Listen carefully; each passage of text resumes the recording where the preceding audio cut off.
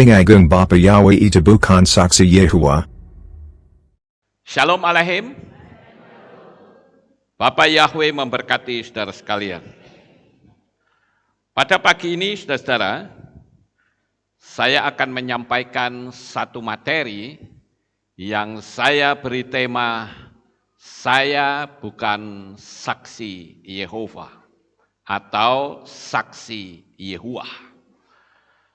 Namun sebelumnya saya akan perkenalkan terlebih dahulu, ada jemaat yang baru pertama kali hadir dalam ibadah kita, yaitu Diah Ayu Widyastuti dari Wot Gandul Dalam 159A Semarang. Di sebelah mana duduknya? Ya, kasih salam saudara-saudara yang ada di belakang, kiri kanan, beri salam, haleluya. Bapak Yahweh memberkati, senang sekali bisa bersama-sama beribadah di tempat ini. Baik, Bapak Ibu, saya akan menyampaikan materi ini. Seperti kita ketahui bahwa sejak kita memanggil nama Bapak Yahweh, orang itu selalu mengkaitkan dengan saksi Yehuwa. Padahal mereka tidak tahu apa itu saksi Yehuwa, saudara.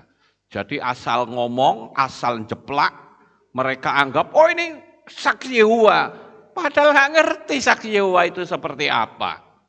Nah, kalau orang paham akan saksi Yehuwa, tidak mungkin mengatakan kalau ini adalah saksi Yehuwa atau sempalan dari saksi Yehuwa. Karena sangat jauh berbeda, saudara-saudara. Nah, banyak orang yang mau memanggil nama Bapak Yahweh itu akhirnya mundur, saudara-saudara.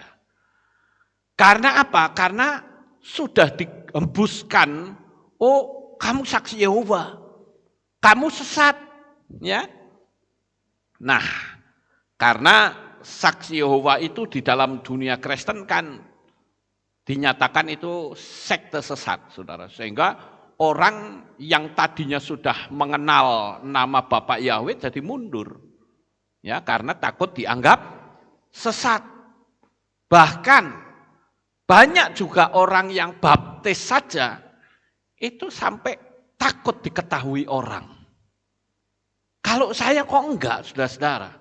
Bahkan dari sejak saya bertobat, ada orang yang ngomong sama saya dulu, ya teman-teman saya yang hidupnya pada brengsek itu, dia bilang, lu mau jadi pendeta loh?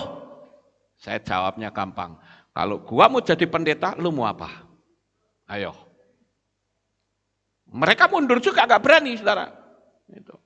Kenapa? Karena ya kalau saya mau jadi pendeta, saya mau mempercaya kepada Tuhan, itu hak saya. Lu mau apa? Kan gitu.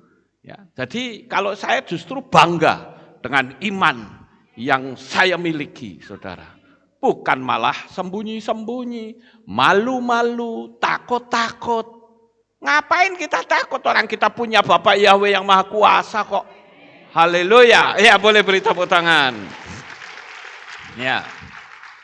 Saya justru tak pamer ke, saudara. Ini saya pengagung Yahweh. Lu mau apa? Saya begitu, saudara-saudara.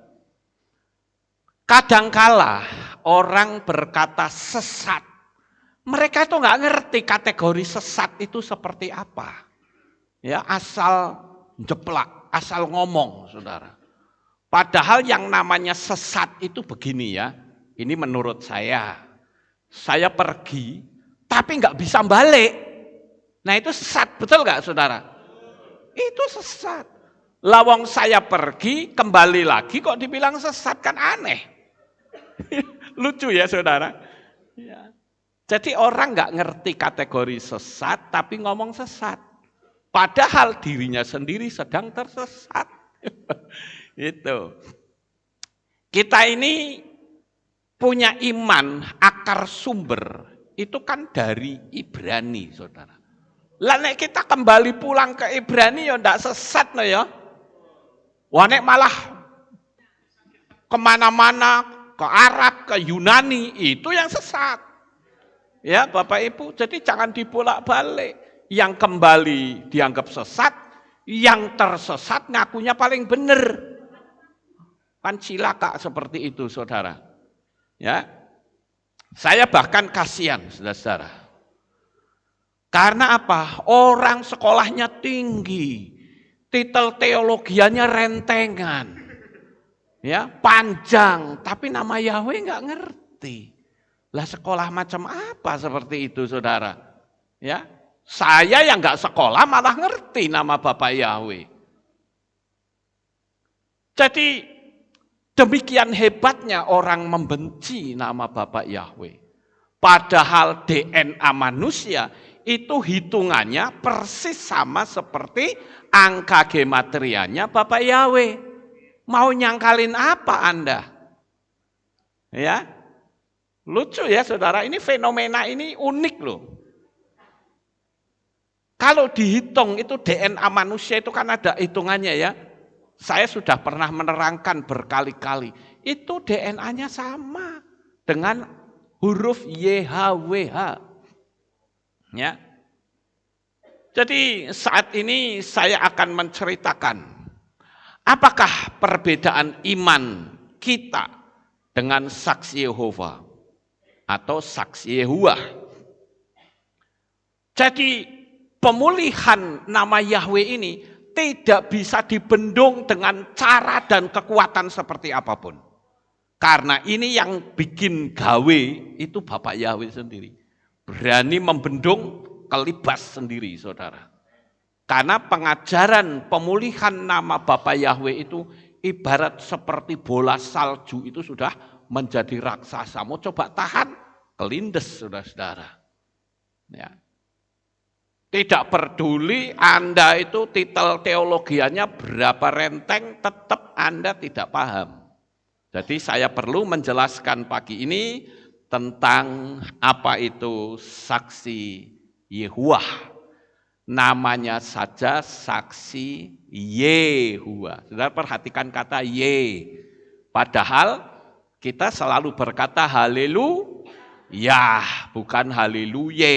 Ya saudara. Jadi kita mesti ngerti. Oke, sekarang saya akan menceritakan kepada saudara agar saudara bisa paham apa sih sebetulnya saksi Yehuwah itu atau saksi Yehova. Saksi Yehova ini didirikan oleh seorang yang bernama Charles Taze Russell yang memiliki banyak pertanyaan yang tidak terjawab oleh gerejanya. Jadi dia ini sebetulnya juga orang Kristen, saudara. Tapi waktu dia bertanya, gereja nggak bisa jawab. Kasihan ya, saudara. Padahal banyak sekali pendeta-pendeta yang katanya bertitel, ditanya nggak bisa jawab. Padahal pertanyaannya sederhana, yaitu tentang Trinitas dan neraka. Mereka nggak percaya Trinitas dan neraka. Saya juga nggak percaya Trinitas, ya, karena Trinitas itu pengajarannya Tertullianus. Ya, mosok Tuhan kok 3 pribadi, ya sudah bukan ehad lagi kalau begitu, ya. Tapi kami punya perbedaan yang sangat menyolok dengan saksi Yehuwah, saudara-saudara. Trinitas dan neraka. Charles Taze Russell ini dia tidak percaya adanya neraka. Karena apa? Dia berpikir kalau Tuhan itu baik, kenapa menghukum manusia di neraka? Nah, kalau ini saya pernah menerangkan secara detail. Saudara cari materi saya yang judulnya neraka. Beberapa waktu yang lalu saya sudah menerangkan, jadi saya tidak akan menerangkannya kembali. Dan karena Charles Taze Russell ini tidak menemukan jawaban dari gereja, sehingga Charles ini akhirnya menjadi seorang ateis, saudara-saudara. Jadi ateis. Dan pada tahun 1970, di usianya yang ke-18 tahun, 1870 ya. 1870 di usianya yang ke-18 tahun, dia menghadiri KKR. Yang waktu itu yang khotbah adalah Jonas Wendell dari Gereja Advent.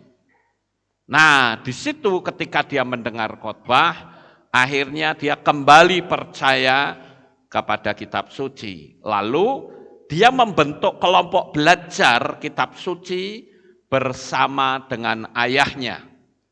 Lalu dia menyimpulkan bahwa neraka dan Trinitas itu tidak berdasarkan kitab suci. Kalau saya mengatakan Trinitas itu yang tidak sesuai kitab suci, saudara. Karena apa? Ada 3 pribadi. Padahal ya 3 pribadi menjadi satu hakikat katanya. Padahal Tuhan itu atau Bapak Yahweh bisa menjadi sejuta fenomena. Apakah dengan sejuta fenomena itu lalu berarti ada sejuta pribadi? Ya tidak, saudara. Nah ini kan meleset ya. Jadi saya tidak percaya dengan Tritunggal. Tritunggal itu sesat. Itu jelas, saudara. Karena Bapak Yahweh itu bisa jadi apa saja. Dia bisa jadi tiang awan dan tiang api. Dia bisa menjadi punggung tangan yang menulis di dindingnya Raja Belsazar. Dia bahkan bisa menjadi manusia waktu dia nolongin 3 pemuda Yehudi. Hananya, Misael, Azaria yang dikenal dengan Sadrah, Mesah, dan Abednego. Bapak Yahweh juga bisa jadi apa saja, jadi burung merpati juga bisa. Ya, itu kan Bapak Yahweh semua, saudara-saudara. Dia jadi manusia juga bisa. Cuman kalau di perjanjian lama, ya Bapak Yahweh jadi manusia, ya teko jegogrok sudah jadi manusia. Tetapi di perjanjian baru, di Brit Hadasa, Bapak Yahweh menjadi manusia secara natural. Secara alamiah.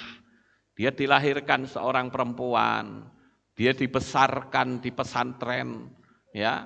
Kalau di Israel itu namanya Yeshiva, saudara. Itu kalau di Indonesia orang mengenalnya pesantren. Dia dididik dalam agama Yahudi. Dia mulai menduduki sebagai seorang guru Torah atau moreh. Nah itu adalah Yeshua. Nah, kita kembali kepada cerita ini, saudara. Pada tahun 1876, ya, tahun 1876, Charles Taze Russell itu bergabung dengan Nelson Barbour. Orang-orang Kristen yang sudah mati akan bangkit pada bulan April tahun 1878. Ini pengajarannya ya. Jadi mereka mulai menafsirkan secara pasti. Padahal kitab suci kita kan tidak diceritakan secara pasti. Tetapi Nelson Barbour ini dia memberikan penerangan bahwa orang-orang yang sudah mati akan bangkit pada tahun 1878 di bulan April. Lalu saudara-saudara, Charles ini dia menjual toko bajunya yang seharga $300.000 untuk menerbitkan buku-bukunya untuk memberitakan pengangkatan yang akan terjadi tahun 1878. Tapi sayang sekali tafsiran ini meleset. Ternyata tidak terjadi apa-apa. Maka dia mencari tahu kenapa, ada kesalahan apa kok sampai tidak terjadi. Yang terjadi justru adanya perdebatan dengan Nelson.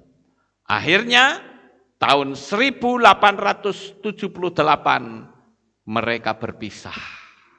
Dari dulu selalu begitu ya.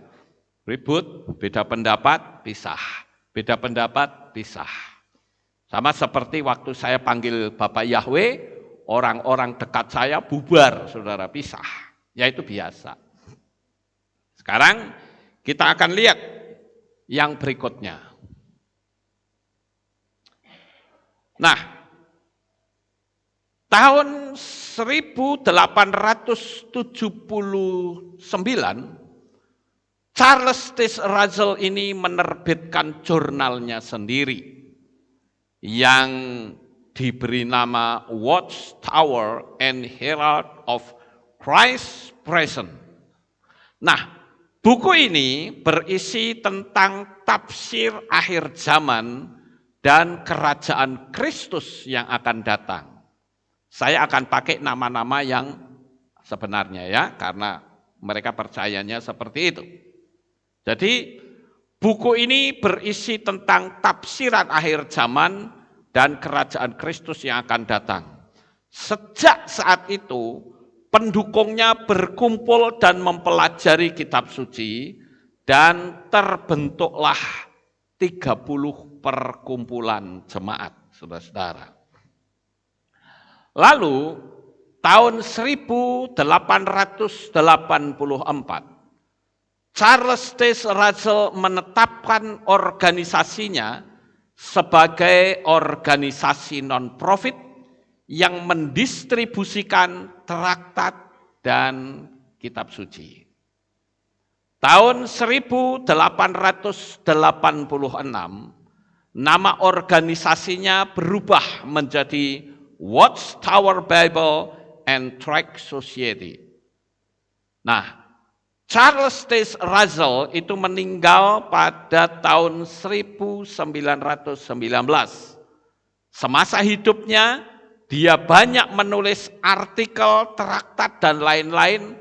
Kalau dihitung per halaman, itu sudah mencapai 50.000 halaman.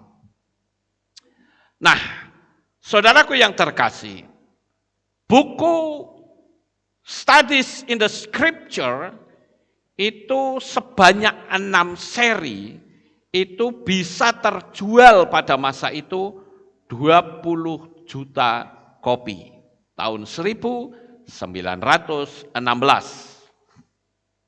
Kemudian karena Charles itu meninggal, maka digantikan oleh seseorang yang bernama Joseph Franklin Rutherford pada tanggal 8 November 1869.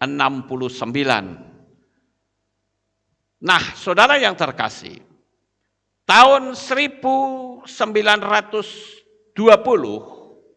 Joseph Franklin Rutherford memprediksi para bapak-bapak kitab suci seperti Abraham, Ishak, dan Yakov dikatakan akan bangkit tahun 1925. Semua doktrin saksi Yehuwa itu berasal dari sini, saudara-saudara. Dan memperkenalkan saksi Yehuwa pada tahun 1931. Jadi kalau kita lihat, ya banyak sekali saksi Yehuwa ini membuat tafsiran-tafsiran, tetapi sayang sekali tidak pernah terjadi. Dan akhirnya dia meninggal tanggal 8 Januari tahun 1942. Nah, selama kepemimpinannya, selama 25 tahun, kepemimpinannya sebagai anggota saksi Yehuwa, itu sudah lebih dari 100.000 jiwa yang menjadi pengikutnya. Dan buku-buku saksi Yehuwa mencapai 400 juta buku. Wah, ini luar biasa, saudara. Akhirnya, Joseph Franklin Rutherford ini digantikan lagi oleh Nathan Homer Knorr. Nah ini, ya, digantikan oleh Nathan Homer Knorr. Dan saksi Yehova ini selalu memberikan prediksi, sekalipun sudah berulang kali meleset, tetap aja nggak kapok-kapok, saudara-saudara. Kita itu juga bisa memprediksi, ya, tetapi selalu diberikan kalimat, jika Yesua belum datang juga, artinya kita tidak menetapkan tanggal yang pasti. Tetapi hal ini menjadi pemicu kalau masa kedatangan Tuhan itu sudah dekat, Bapak Ibu. Kita boleh nggak memprediksi? Boleh. Tetapi jangan ditentukan tanggal. Karena kitab suci tidak menjelaskan. Kalau kitab suci tidak menjelaskan, ya jangan kita yang menjelaskan. Ngawur nanti saudara-saudara. Jadi ini menjadi pedoman kita. Karena kalau sampai kita memprediksi dan meleset, ini yang disebut dengan nabi palsu, saudara. Kita boleh-boleh saja memprediksi, oh Yesua datang tahun ini. Bisa nggak? Bisa. Tapi ingat, kedatangannya itu tidak jelas. Kita boleh memprediksi.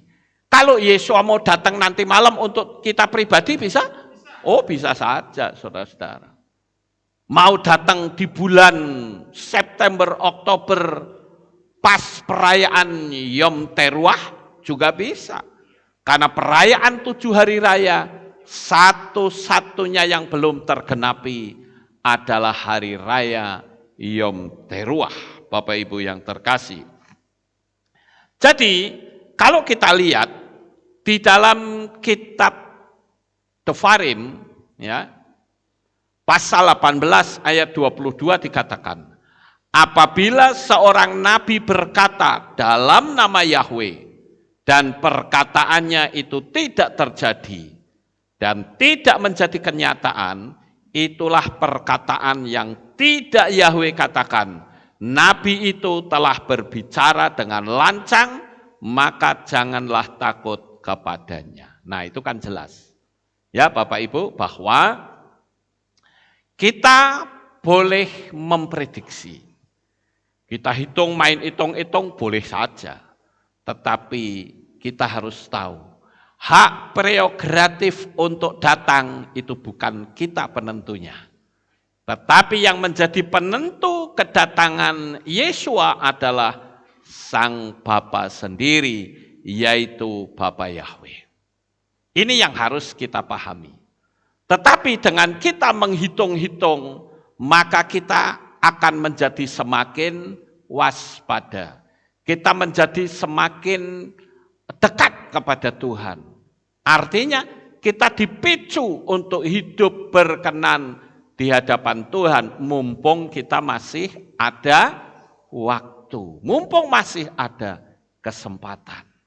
Sampai di sini paham Bapak Ibu?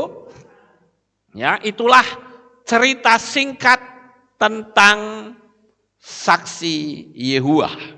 Ya. Sekarang kita akan lihat ciri khas saksi Yehova itu di dalam dia menyelidiki firman Tuhan, itu selalu mencopot-copot ayat dan mereka menekankan ayat yang sesuai dengan visi mereka untuk dimunculkan. Dan mereka juga tidak menerima Yesua sebagai Tuhan dan Juru Selamat. Nah, saya akan sampaikan kepada saudara tentang doktrin-doktrinnya. Kebanyakan orang-orang Kristen pada umumnya, ketika dia didatangi oleh saksi Yehova, mereka ketakutan, saudara-saudara.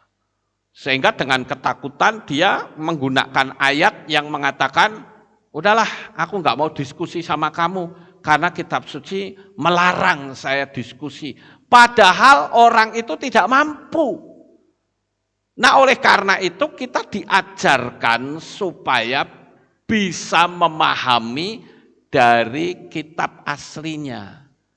Kalau kita ngerti saksi Yehova sepandai apapun, dia pasti akan KO, saudara-saudara.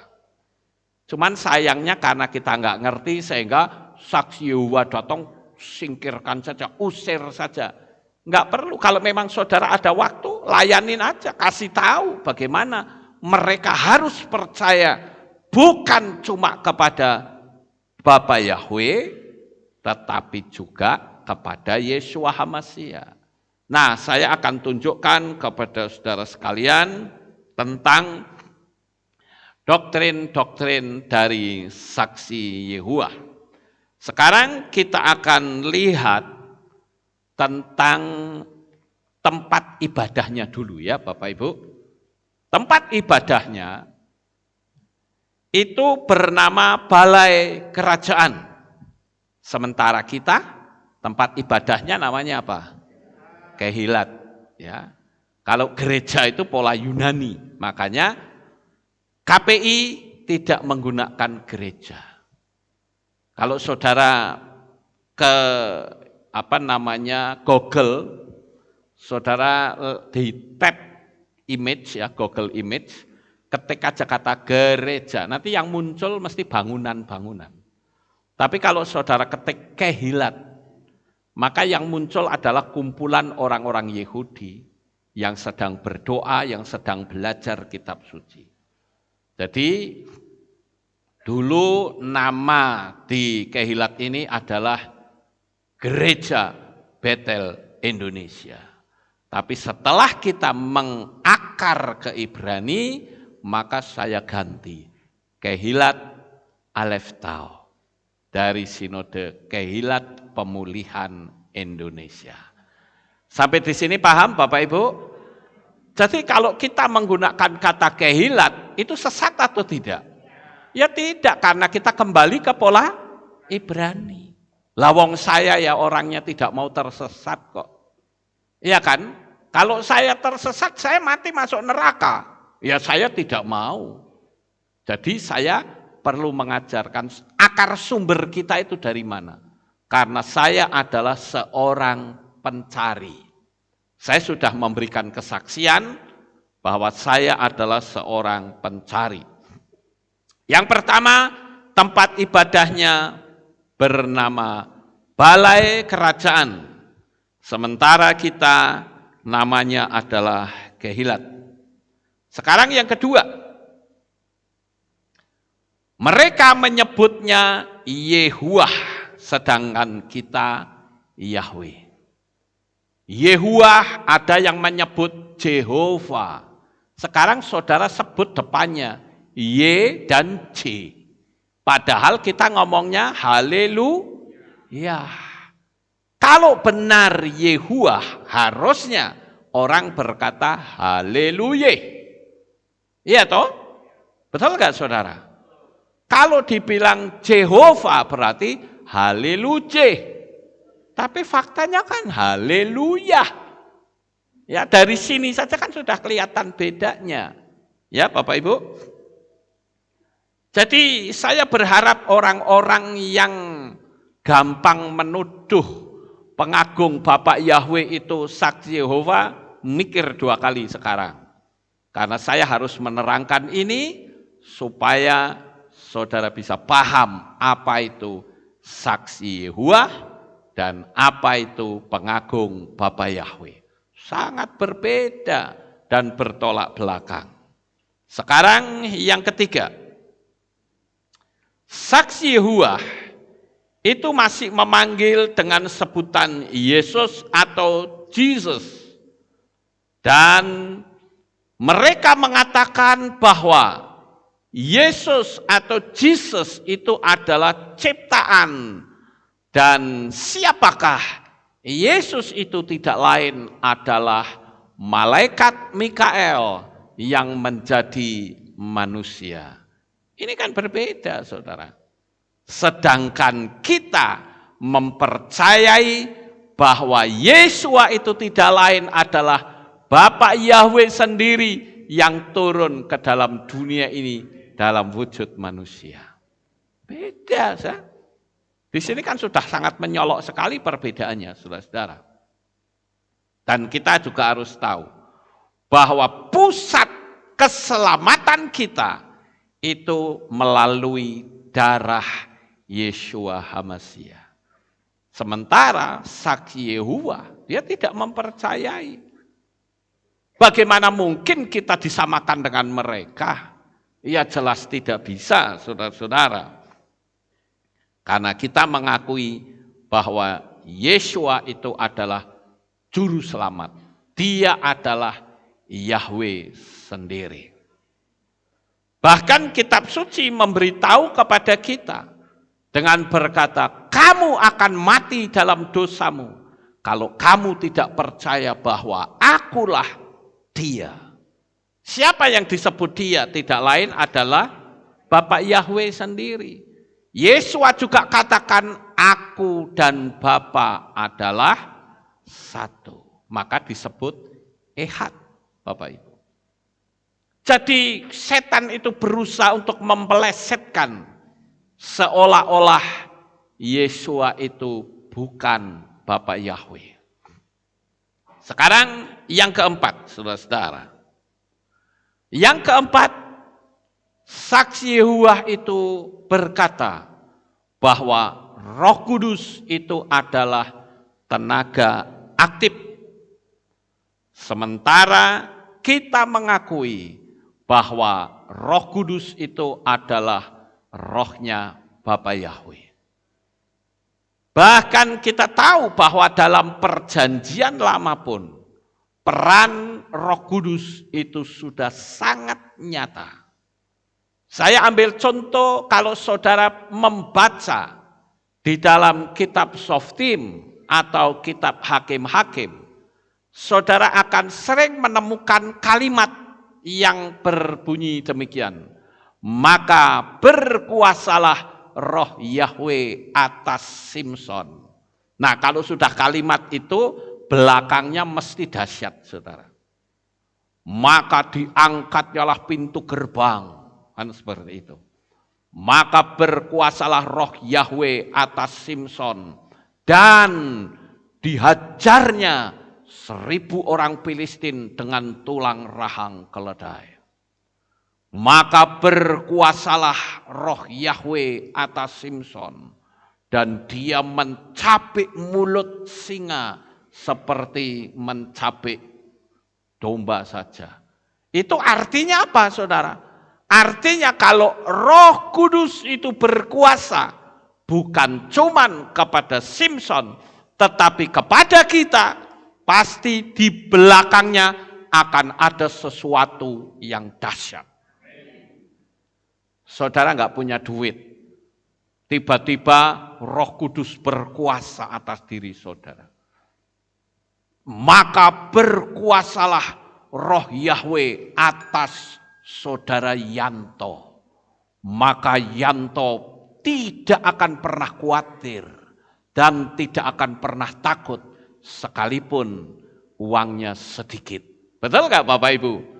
Karena manusia hidup itu bukan dari roti saja, tetapi dari setiap firman yang keluar dari mulut Elohim. Artinya sekalipun tidak ada makanan, tapi kalau Bapa Yahweh berkata, kamu akan hidup 1.000 tahun lagi, maka si Yanto akan hidup 1.000 tahun lagi. Amin. Itu yang disebut bahwa apa yang keluar dari mulut Elohim itu firman, saudara-saudara. Jadi yang keempat perbedaannya sangat menyolok bahwa Roh Kudus adalah tenaga aktif, sementara kita mengakui Roh Kudus itu adalah rohnya Bapa Yahweh sendiri. Sekarang yang kelima. Yang kelima, saudara-saudara, mereka masih memanggil nama Arab dan Yunani. Tetapi pengagung Bapa Yahweh itu sudah tidak. Yahweh adalah Sang Pencipta, dan kita tidak memanggil nama dari Arab dan dari Yunani. Tidak. Kita memanggil kembali ke pola Ibrani, yaitu Yahweh dan Yeshua. Di sini ada kehilat ya, satu kehilat di Israel yang bernama Bet Yeshua. Kenapa ya bukan Bet Yahshua? Karena banyak orang yang berkata yang benar itu Yahshua. Karena Yah itu Yahweh, Shua itu menyelamatkan. Jadi Yahshua artinya Yahweh yang menyelamatkan. Saya katakan benar, tapi itu kalimat. Kalau nama, maka depannya tidak mungkin Yah. Yah itu selalu di belakang. Yesayah, Yeremiyah, Abiyah, selalu Yahnya di belakang. Kalau di depan itu selalu El, itu yang harus diingat. Elkana, Elyakim, ya, selalu El. Kalau misalnya di depan itu ternyata ada Yah, itu mereka membacanya Y. Seperti orang bilang Yahudi. Itu yang betul Yehudi, saudara. Itu yang betul. Ada orang yang memprotes, saya ingatkan ini ya. Saya selalu ingat peristiwa saya didebat oleh seseorang yang ngaku doktor teologi. Dia katakan, Pak Lukas itu ngawur, mana ada Yehudi. Saya katakan, kalau betul ada, kamu mau apa? Ya, enggak benar itu, mana ada Yehudi. Coba kamu protes saja ke Benyamin Netanyahu. Karena lagu kebangsaan Israel Hatikvah itu selalu ucapannya Yehudi, bukan Yahudi. Ya, terus saya coba untuk nyanyikan. Kol ot baleva penima nefes Yehudi homia ulfatemikla selkadima dan seterusnya. Itu mereka menggunakan kata Yehudi, bukan Yahudi. Begitu saya sodorkan lagu kebangsaan Israel, lalu saya suruh dia protes ke Bapak Benyamin Netanyahu, saya diblokir. Ya sudah, saudara. Itu kan kelakuan mereka kan seperti itu. Kalah debat diblokir. Makanya saya tidak mau debat. Karena apa? Kalau kalah toh tidak mau ikut saya. Iya kan Bapak Ibu? Lalu untuk apa debat? Debat itu bagi saya itu bertengkar pakai tema. Betul nggak Bapak Ibu? Ayo kita bertengkar yuk, temanya apa? Nah itu debat, saudara. Ya, jadi jangan pernah mau berdebat. Ingat bahwa debat itu sama saja bertengkar pakai tema. Ya. Lebih baik kita sampaikan saja. Anda terima ya syukur, enggak terima ya forget it. Lupakan, lari jauh-jauh dari kami. Jangan enggak terima, ganggu terus saudara. Ngikutin terus kemana saya pergi.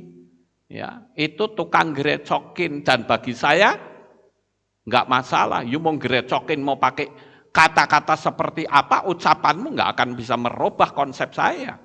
Ucapanmu enggak akan pernah bisa merubah prinsip iman saya. Ya. Karena sekali saya pelajari, saya meyakini pantang untuk saya goyah. Dan saya meyakini bahwa Yahweh itu adalah nama Tuhan Sang Pencipta. Dan Dia telah turun ke dalam dunia ini dalam wujud manusia, yaitu Yeshua HaMashiach. Saya tidak perlu menerangkan lagi tentang nama Yeshua HaMashiach. Karena saya pernah menerangkannya. Ya, jadi mereka masih memanggil nama Arab dan nama Yunani. sementara kita murni kembali ke Israel. Dan nama Yeshua itu angka gematrianya persis dengan nama Yahweh. Kaki Dian menorah yang kepalanya 7 itu juga simbol dari Yeshua. Yod, Shin, Waw, Ayin. Yod itu 1, Shin itu 3, Waw itu 1, Ayin 2. Kepalanya 7, sama seperti menorah, Bapak Ibu. Kemudian yang keenam, saksi Yehuwa itu tidak mau menghormat kepada bendera. Karena bendera itu dianggap sebagai berhala. Sementara kita menghormat bendera pada 17 Agustus karena bendera itu adalah simbol dari negara, bukan menjadikan bendera itu berhala. Sampai di sini paham nggak Bapak Ibu? Jadi tidak bisa kalau saya menghormat kepada bendera itu, oh Pak Lukas menyembah berhala. Ya nggak bisa, Anda tidak tahu artinya. Ya. Karena saya menghormat bendera, karena saya tinggal di Indonesia, saya cinta Indonesia. Jadi saya menghormat kepada simbolnya negara itu. Ya, simbol negara kita kan Pancasila, tetapi bendera itu kan simbol juga, saudara. Coba kalau saya menghormatnya sama bendera Amerika, berarti saya menghormati Amerika, tapi saya menghormat kepada bendera Indonesia. Nah, saksi Yehova nggak mau, saudara. Makanya dulu kan sempat dilarang kan, nggak boleh itu. Karena apa? Dia ya termasuk bisa disebut dengan kadrunnya kekristenan, saudara. Ya. Tapi kalau kita menghormat kepada bendera. Kemudian saksi Yehova yang ketujuh, dia punya kitab sucinya sendiri. Nah, ini saya akan tunjukkan kepada saudara kitab sucinya. Ini saya bawa kitab sucinya saksi Yehova, saudara. Mungkin bisa di-shoot dekat ini ya. Yang ini saksi Yehova. Sementara yang ini itu kitab Mormon, saudara. Ini beda. Makanya saya katakan kalau saudara mau mengkritik, pelajari dulu, baru kritik, saudara. Lawang tidak tahu kok.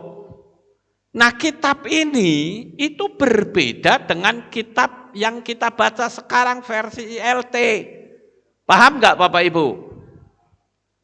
Jadi jangan disamakan, sedangkan ininya saja beda. Ya, saya ambil contoh misalnya saja nih. Kitab Gilyahna atau kitab Wahyu. Di sini namanya apa? Penyingkapan. Kitab penyingkapan, saudara. Ya. Jadi kalau kita lihat ini banyak sekali perbedaan. Nanti kita lihat di bagian belakang tentang doktrin mereka. Kemudian Mormon. Ini juga beda lagi, saudara. Ya. Jadi saya pikir orang-orang kadang mengkritik tapi enggak belajar. Harusnya pelajari dulu baru dikritik. Kalau mengkritik, nyesat-nyesatkan tapi enggak belajar, ya pikir sendiri, sakjane sing sesat ki sapa. Ngerti enggak Bapak Ibu? Ya, jadi kita harus paham akan hal ini. Jadi tadi yang ke berapa itu? Yang ketujuh ya. Punya kitab suci sendiri. Contoh di kitab Wahyu saja mereka menyebutnya kitab penyingkapan. Sementara kita menyebutnya kitab Gilyahna atau kitab Wahyu. Kitab-kitab lain itu masih sama. Cuman saya mengupayakan untuk menyebut dengan nama Ibrani, seperti misalnya kitab Kejadian kita sebut dengan kitab Bereshit, ya. Bereshit, kemudian Shemot, kemudian Wayikra, yang keempat Bemidbar, yang kelima Dofarim. Nah ini Torah namanya Bapak Ibu. Jadi kita ini sebagai anak-anak Bapak Yahweh berusaha untuk kembali ke akar Ibrani. Ada yang ngomong gini, kalau Pak Lukas panggil nama Yahweh, Pak Lukas harus berbahasa Ibrani. Jemaat ajari untuk ngomong bahasa Ibrani. Ini ngawur lagi, saudara. Orang nggak paham, nama itu bukan bahasa, sekalipun dia bersumber dari bahasa tertentu. Paham Bapak Ibu? Kalau misalkan ada tokoh sesembahan yang bernama Amaterasu, itu dari mana? Dari Jepang. Apakah berarti kita harus ngomong Jepang? Ya tidak. Agama Hindu misalkan atau Buddha, apakah itu dari Indonesia? Bukan, tapi mereka punya nama-nama. Dan namanya tidak berubah. Yang berubah itu Tuhannya orang Kristen. Bisa berubah-ubah namanya, saudara. Lucu ya Bapak Ibu? Itu. Aneh memang, tapi itu nyata. Waktu dikembalikan ke nama aslinya, disesat-sesatkan. Makanya saya perlu kasih tahu ini supaya saudara bisa paham. Terus yang ke-8. Nah, didirikan oleh Charles T. Russell. Sementara pengagung Bapa Yahweh tidak menggunakan kultus manusia, tetapi kembali ke kitab suci. Ayo pengagung Bapa Yahweh tokohnya siapa? Enggak ada, saudara-saudara. Ya. Tokohnya enggak ada. Tetapi kalau saksi Yehua itu sudah jelas. Oh tokohnya Charles T. Russell. Coba aja saudara tanya saksi Yehua. Pasti nama Charles T. Russell akan muncul, saudara. Ya, jadi mereka punya tokoh, sementara kita tokohnya adalah Yeshua HaMashiach. Beda ya Bapak Ibu? Nah sekarang saya akan tunjukkan kepada saudara bagaimana mereka mendoktrin iman orang-orang yang percaya sehingga iman mereka mengalami keguguran dan menolak Yeshua sebagai juru selamat. Nah, kita akan coba untuk lihat doktrin mereka supaya saudara tahu.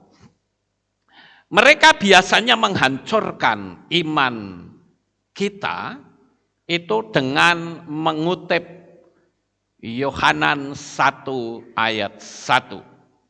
Kalau kita di kitab ILT dikatakan pada awalnya adalah firman, dan firman itu bersama Elohim, dan firman itu adalah Elohim. Nah mereka akan berkata begini saudara-saudara. Ayo kita baca. Pada awalnya adalah firman, dan firman itu ada bersama Elohim. Stop di sini dulu. Mereka selalu berkata gini, stop, jangan dilanjut. Karena kalau dilanjut Anda bisa keliru. Sekarang ayo kita pakai logika. Wah, mereka katakan demikian. Pada awalnya adalah firman. Dan firman itu ada bersama Elohim. Kalau misalnya saya berjalan bersama dengan Bapak Yanto, apakah berarti Lukas itu Bapak Yanto? Bukan. Nah, jadi kalau dikatakan firman itu ada bersama Elohim, berarti firman itu bukan Elohim. Ngerti nggak Bapak Ibu? Mereka mempelesetkannya seperti itu. Sekali lagi ya. Mereka akan mengambil ayat dalam kitab Yohanan pasal 1 ayat 1. Dia katakan pada awalnya adalah firman, dan firman itu ada bersama Elohim. Titik, jangan dilanjut dulu. Lalu mereka mengatakan bahwa firman bersama Elohim. Kalau Lukas itu jalan bersama dengan Pak Yanto, berarti Lukas bukan Pak Yanto. Ngerti nggak Bapak Ibu? Jadi kalau firman itu bersama Elohim, berarti firman itu berbeda dengan Elohim. Nah itu cara mereka seperti itu. Makanya jangan dilanjut. Kalau dilanjut firman itu adalah Elohim, Anda salah. Nah kan begitu saudara-saudara. Mereka pasti menggunakan kalimat seperti itu. Tetapi kalau kita ngerti, kita nggak akan berkata seperti itu. Ya, karena kalau kita baca dalam kitab kitab Saksi Yehuwa, itu kalimatnya beda. Saya akan coba bacakan ya, bentar. Yohanan pasal 1 ayat 1. Ini saya bacakan supaya saudara paham. Nah ini ya, dikatakan begini. Saya akan menggunakan kalimat mereka ya, jadi ini mesti salah. Begini, pada mulanya firman itu ada. Firman itu bersama Allah dan firman itu adalah suatu Allah. Nah kata Allah yang pertama itu A-nya gede, yang kedua Allahnya jadi kecil. Ini kan bingung saudara. Sama seperti orang Kristen pada masa kini. Kalau saya berkata Tuhan huruf besar semua, itu adalah Yahweh. Tapi mereka tidak mau tahu. Mereka katakan Tuhan itu ya Tuhan huruf besar semua. Apakah kita kalau mengusir setan dalam nama Tuhan huruf besar keluar? Kan tidak, saudara-saudara. Kita harus berkata dalam nama Bapa Yahweh. Itu jelas. Nah ini sama, suatu Allah. Jadi A-nya itu kecil. Nah, disinilah kita harus memberikan penerangan yang benar, saudara-saudara. Karena kalau kita meleset dalam memberikan penerangan seperti ini, wah kita jadi repot, saudara-saudara. Lalu bagaimana cara menangkisnya? Cara menangkisnya itu gampang. Ketika dia ngomong itu, kita pura-pura aja, oh gitu ya. Oh ya. Terus coba tolong dibacain yang teks aslinya bagaimana ya? Saya jamin, saudara. Saksi Yehuwa enggak ada yang bisa membaca Ibrani. Sekali lagi, saya jamin, enggak ada orang saksi Yehuwa yang bisa baca Ibrani. Nah kita mesti ngerti, lalu kita bacakan. Nah, saya bacakan sekarang nih. Yohanan 1 ayat 1. Dalam bahasa Ibrani dikatakan, Bereshit hayah hadafar wa hadafar et ha Elohim hayah hadafar.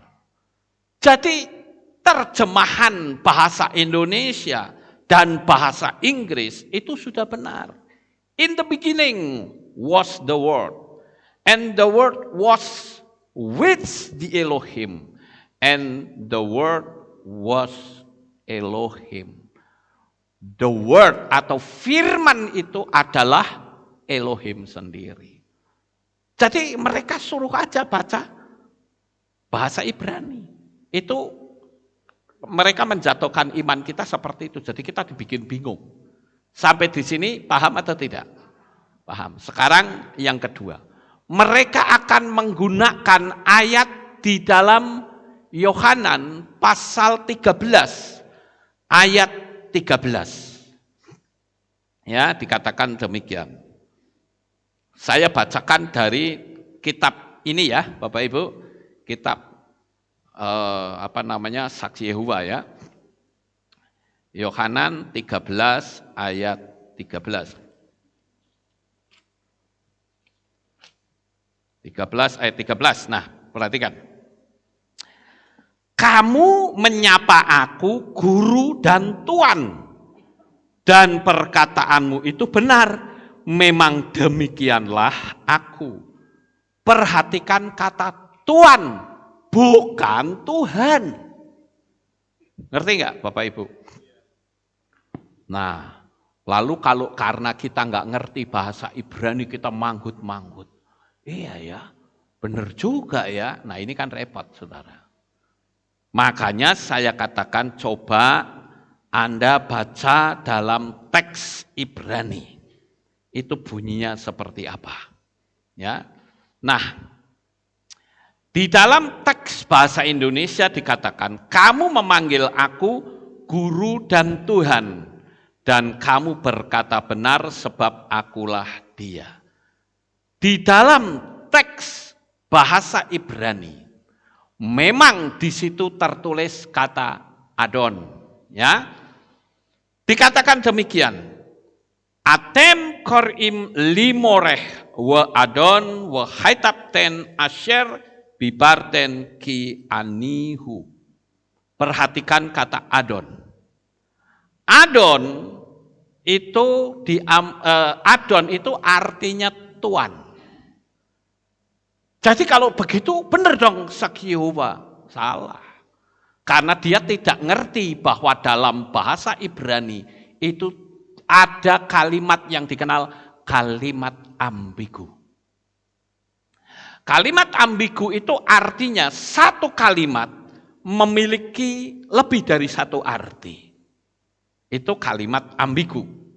Di dalam teks bahasa Inggris dikatakan, you call me teacher and master, and you say well, for so I am. Ada kata master. Nah kalau kita paham akan teks Ibrani, maka kita tidak bisa dipecundangi oleh saksi Yehova. Saksi Yehova berkata Adon kan? Loh Adon itu artinya Tuhan. Saya bilang benar.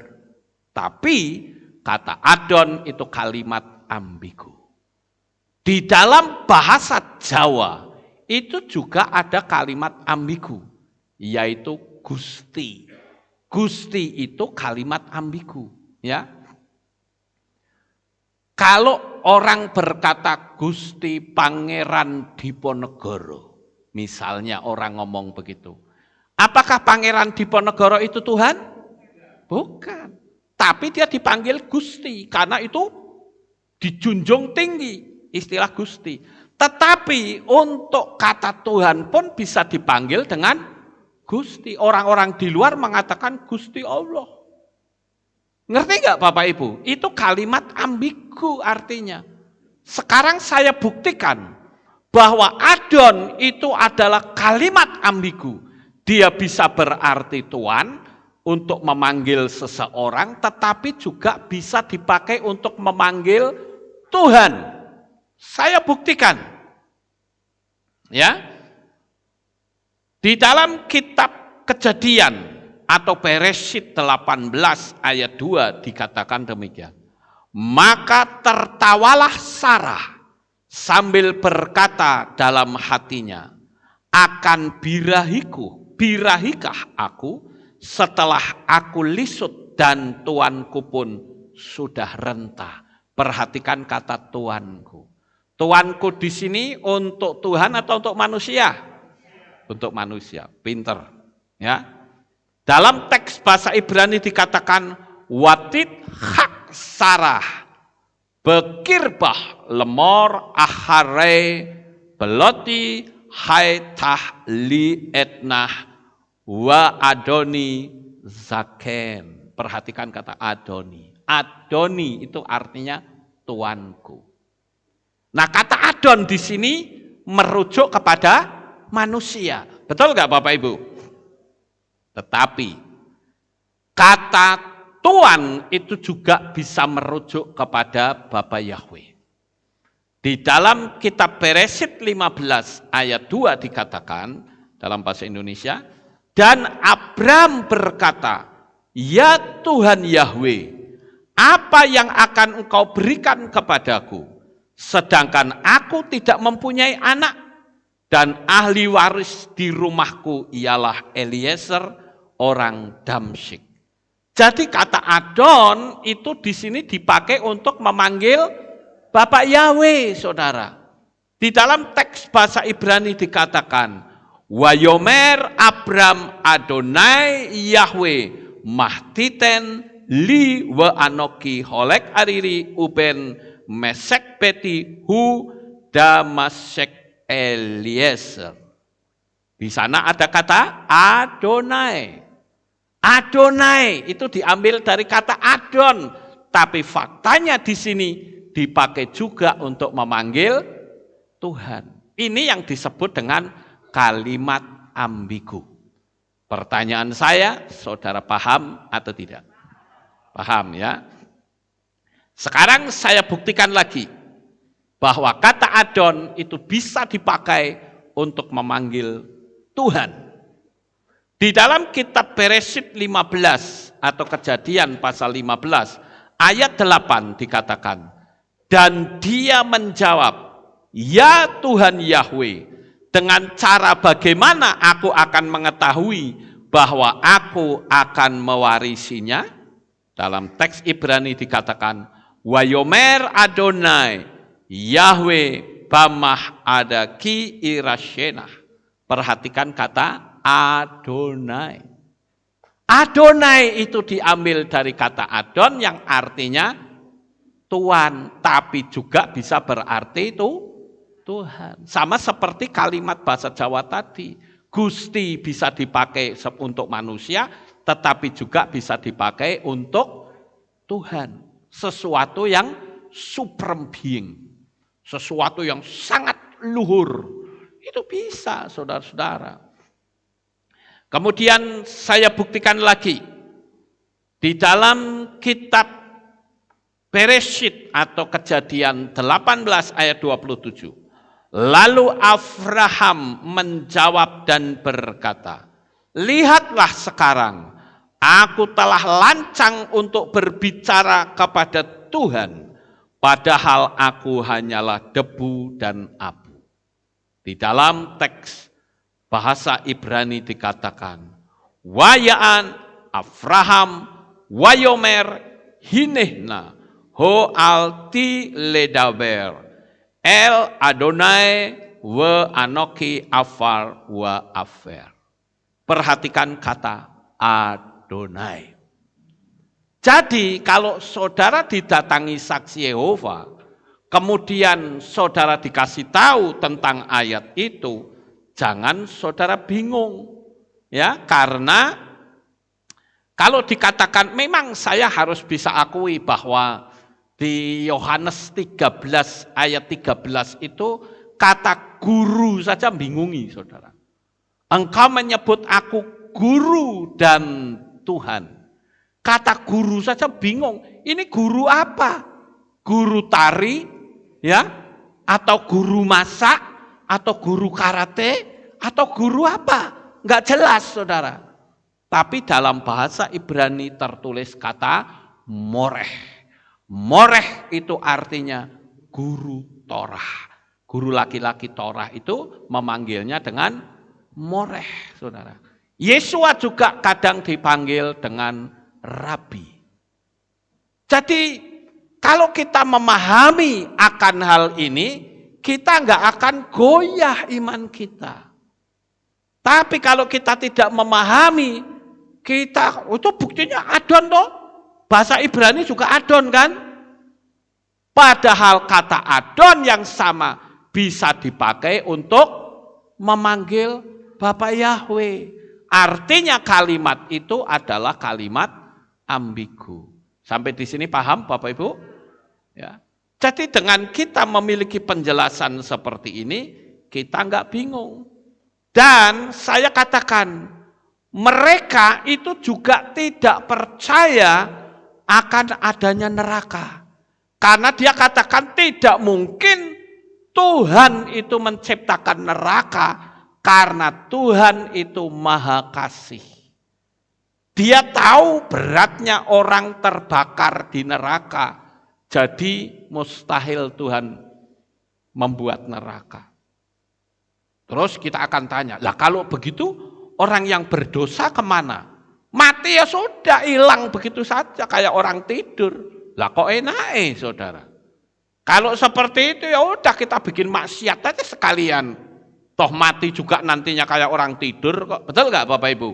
Kan orang akhirnya akan seperti itu. Nah, itu sebabnya saya katakan kita harus paham. Ya.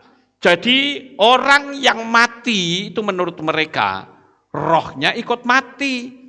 Tapi pada akhir zaman itu akan dibangkitkan. Tapi yang bangkit ini hanya orang benar. Tapi kalau orang berdosa tidak bangkit, tapi dia hilang begitu saja. Waduh, kayak orang tidur berarti 10 triliun tahun yang akan datang nggak kerasa apa-apa, saudara. Ini menurut mereka.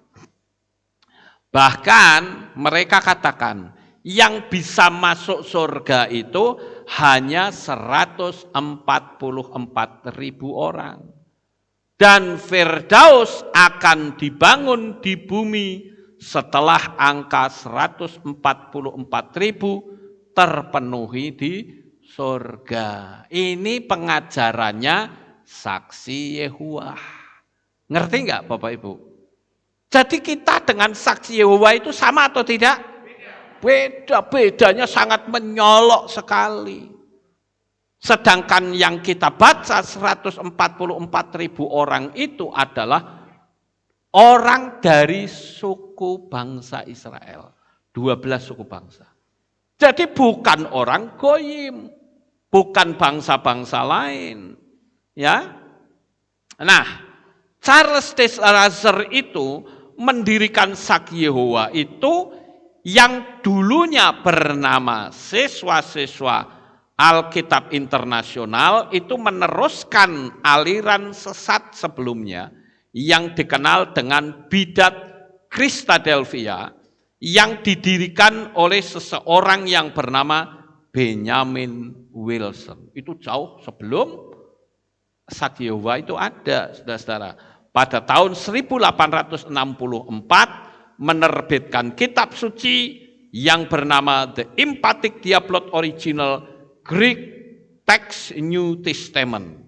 Setelah Wilson itu meninggal, maka hak cipta karya Wilson itu diteruskan oleh Charles Taze Russell. Jadi sebetulnya Benjamin Wilson ini dari kelompok Unitarian. Itu kelompok lain lagi. Ya. Jadi kita mesti paham tentang mereka. Sehingga dengan penerangan ini, maka orang tidak bisa lagi mengatakan pengagung Yahweh itu adalah saksi Yehova atau sempalan dari saksi Yehova. Maka kalau ada orang yang berkata seperti itu, jawaban saya cuma satu. Anda ngawur. Amin. Sukses besar untuk saudara. Bapak Yahweh memberkati. Haleluya. Kita tunduk kepala dan kita akan berdoa. Kami mengucapkan terima kasih dan syukur kepadamu ya Bapak Yahweh. Pagi ini kami bersama-sama telah mendengarkan renungan firman. Biarlah melalui apa yang kami dengar, kami dapat memiliki pengetahuan perbedaan antara pengagung Bapa Yahweh dengan saksi Yehova yang seringkali dituduhkan kepada para pengagung Bapa Yahweh. Terima kasih Tuhan, biarlah pemahaman dan pengertian ini akan semakin mantap dan iman kami kepada Bapa Yahweh semakin tak tergoyahkan. Terima kasih Bapa. Inilah doa syukur yang kami naikkan kepadamu. Di dalam nama Adonai Yeshua HaMashiach, kami sudah berdoa dan mengucap syukur. Semua yang percaya berkata, amin. Haleluya. Kita akan dengar pengumuman. Shalom. Berjumpa kembali dalam Aleph Tau Breaking News. Berikut kami sampaikan pengumuman untuk minggu ini. Hadirilah Hari Raya Purim pada hari Rabu, 16 Maret 2022, pukul 6 sore di Kehila, dengan tema Sukacita Kemenangan. Dalam memperingati perayaan Purim, akan diadakan aksi donor darah pada hari Minggu 20 Maret 2022 pukul 9 hingga 11 di Kehilat. Bagi saudara yang berminat, dipersilakan untuk datang ke Kehilat. Kami mengundang para kaum pria untuk bergabung bersama kami dalam ibadah Men's Club pada hari Selasa 8 Maret 2022 pukul 6 sore di Kehilat. Kami dari Divisi Singer membuka kesempatan bagi Bapak Ibu Saudara-saudari yang rindu untuk melayani di bidang praise and worship, khususnya di bidang singer.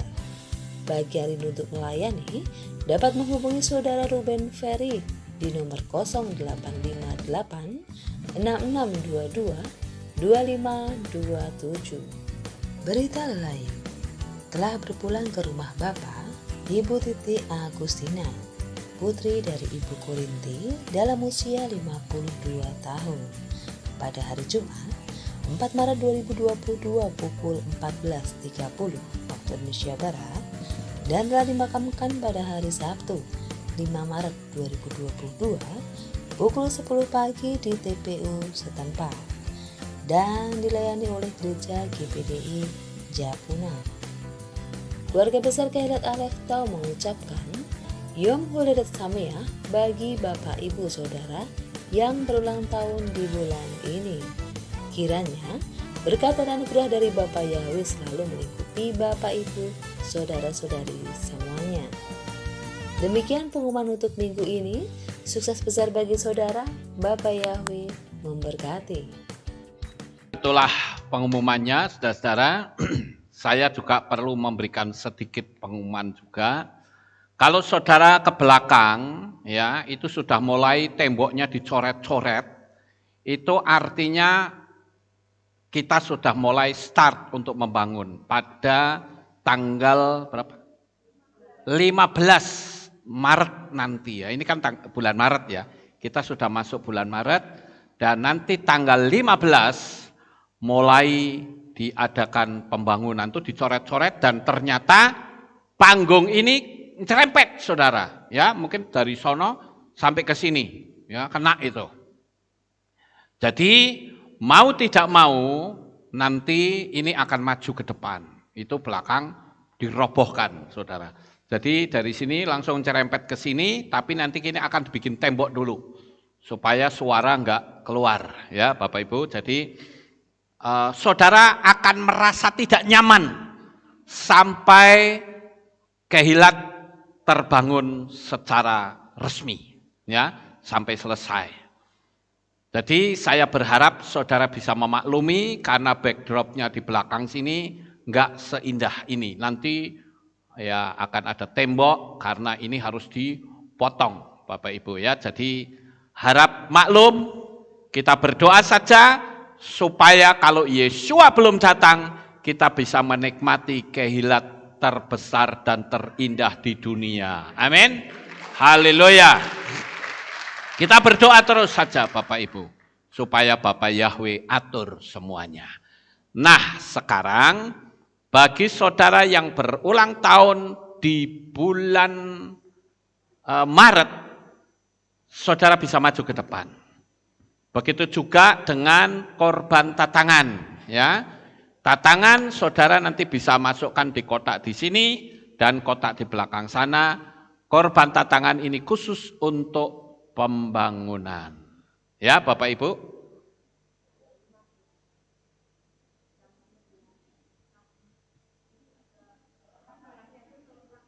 Ya, tanggal 15 jam 9 pagi ada peletakan batu pertama. Ya, jadi saya berharap jemaat bisa hadir untuk berdoa bersama. Ya, karena orang kampung juga akan ikut hadir, saudara-saudara. Kita buktikan bahwa kita itu solid, Bapak Ibu ya. Jadi saya mengundang saudara tanggal 15 nanti waktu peletakan batu pertama, silakan hadir, nanti kita akan berdoa. Ya Bapak Ibu, dukung dalam doa. Saudara harus bangga punya Kehilat yang indah. Amin. Kalau Yesua belum datang, kita akan menikmati kehilat yang luar biasa. Nanti ibadahnya di atas, kita menggunakan lift, Bapak Ibu ya. Dan enggak lagi pakai LCD seperti ini, tapi pakai Videotron ya, yang bagus, yang indah. Semuanya kita persembahkan untuk kemuliaan dari Bapa Yahweh. Tidak boleh ada unsur manusia yang menonjolkan diri di sini. Karena kita tidak punya kemampuan apa-apa. Semua kita kembalikan kepada Bapa Yahweh. Jadi saya ingin Bapak Ibu Saudara dukung pembangunan ini ya dengan dalam doa supaya pembangunan tidak mengalami kendala dan pembangunan berjalan lancar sampai selesai. Kalau Yeshua belum datang kita bisa nikmati, tapi kalau Yeshua datang maka kita akan berkata goodbye, saya akan ibadah kekal di Shamayim. Amin Bapak Ibu, pertahankan iman saudara. Jadi pagi ini siapa yang berulang tahun di bulan Maret, silakan maju ke depan. Saya akan doakan saudara. Ayo, tidak usah malu-malu. Ya. Ya. Yang tidak ulang tahun kita bangkit berdiri, kita tutup dalam doa. Haleluya. Sekarang arahkan tangan saudara ke depan kepada teman-teman kita yang berulang tahun di bulan Maret. Mari kita berdoa. Maha besar ya Bapa Yahweh, Tuhan semesta alam, pencipta langit dan bumi. Bapa Yahweh yang kami kasihi di dalam nama Adonai Yeshua HaMashiach. Pagi ini Tuhan kami berdoa untuk anak-anak-Mu yang berulang tahun di bulan Maret. Bapa berkati mereka semua. Sehingga di bulan Maret ini Bapa berkati dengan kado istimewa. Yaitu doa-doa mereka yang selama ini belum terjawab, Bapa jawab di hari kelahiran mereka sebagai kado istimewa daripadamu. Yang masih sekolah Tuhan beri hikmat akal budi, kepandaian yang sangat luar biasa. Terima kasih Tuhan, kami juga berdoa agar Bapa Yahweh berkati anak-anak-Mu yang bekerja. Apapun yang mereka lakukan dan kerjakan, dibuatnyalah Engkau menjadi berhasil sampai selama-lamanya. Bisnis mereka maju, usaha mereka diberkati dengan sangat luar biasa. Sekarang kami juga berdoa untuk pembangunan kehilat yang akan dimulai pada tanggal 15 di bulan ini. Bapa, Engkau akan jaga lindungi para tukang yang mengerjakannya.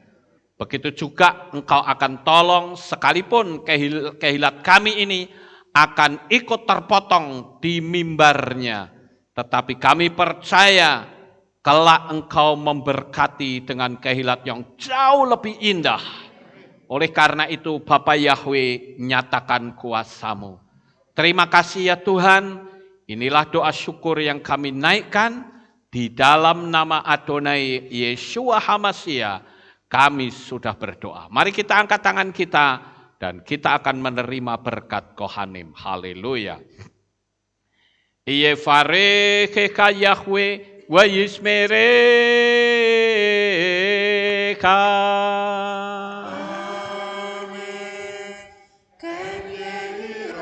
Yair Yahweh panau eleka wichuneka.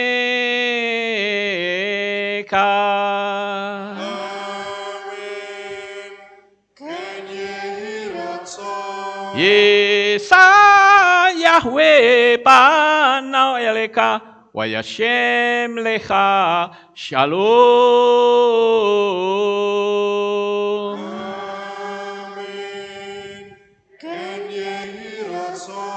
Baruk atabair ufaruk atabasadeh. Engkau akan diberkati di kota dan kau akan diberkati di ladang. Amin. Baruk peripitne kau friatmat kau frifahim teka syekar ala peka wa esteroconeka. Diberkatilah buah kandunganmu, diberkati hasil bumimu, diberkati hasil ternakmu, anak-anak lembumu dan anak-anak dombamu. Amin. Baruk tanah kau misyartika, diberkatilah bakulmu dan tempat adonanmu. Baruk ata baboy, kau faruk ata besetika, dan kau akan diberkati pada waktu kau masuk, dan kau akan diberkati pada waktu engkau keluar. Baruk ata Yahweh Elohenu melek haolam, besem Yesua Hamasya Ruach HaKodes kile olam faed. Kami sudah berdoa dan mengucap syukur. Haleluya.